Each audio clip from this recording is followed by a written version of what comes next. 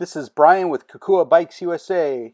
We're here to install the brake on the LikeaBike Jumper 12. This will be for the optional front brake.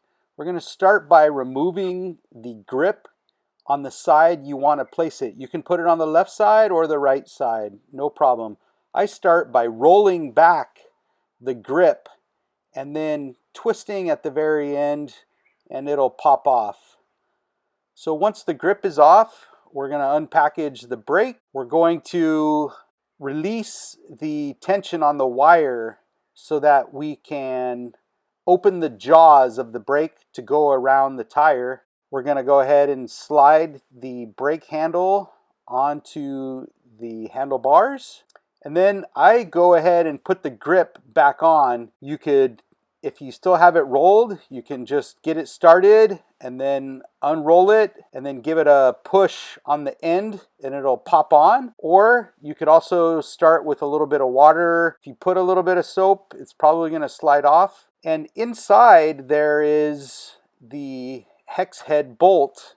So you reach in through the handle with that and you get that tightened on.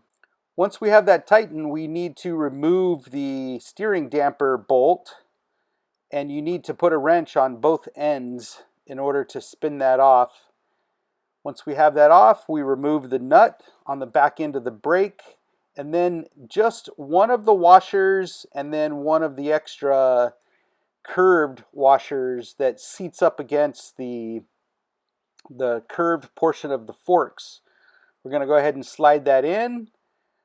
We're going to spin this around.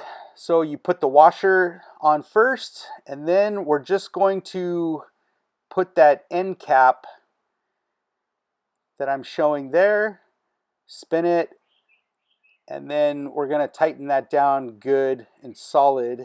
We could then go ahead and replace the steering damper. That'll help give us some stability. You notice that I'm not building this in a bike rack because most people at home don't. I go ahead and release the brake pads. All you need to do is just give it a portion of a turn. You don't want to remove the whole nut.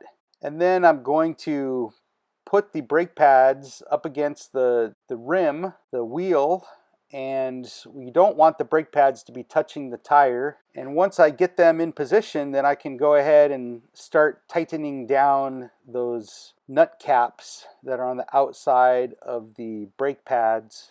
You know, once you get it a little bit tight, it's going to twist as well when you're trying to tighten it.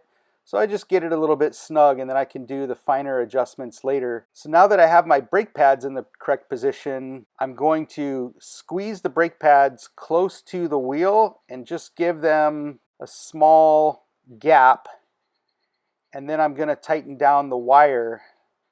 So when I let go of squeezing the jaws, and you see when I let go, it's still too big. So I loosen the nut there, and then squeeze the jaws of the brakes closer to the wheel and slide the wire up, hold that in place, and then I'm going to, again with the wrench here, again I'm not using my professional tools, I'm just using an adjustable wrench. Most people have one of these sitting around the house. And then I'm gonna tighten that down. So now that I have it tightened down, I can spin it and check it to see if I'm pretty close there. It looks like I'm pretty good. Check it 3 or 4 times to make sure that the wire is not slipping with that nut that we just tightened down. Now there's a screw up by the handle, and you can tighten that screw, and that pushes the handle closer to the handlebars so smaller hands can reach that. And then I go ahead and check that again. And over time, the wire is going to stretch, so you're going to need to tighten that up. Thank you so much. Please email your questions to kokua@kokuabikesusa.com.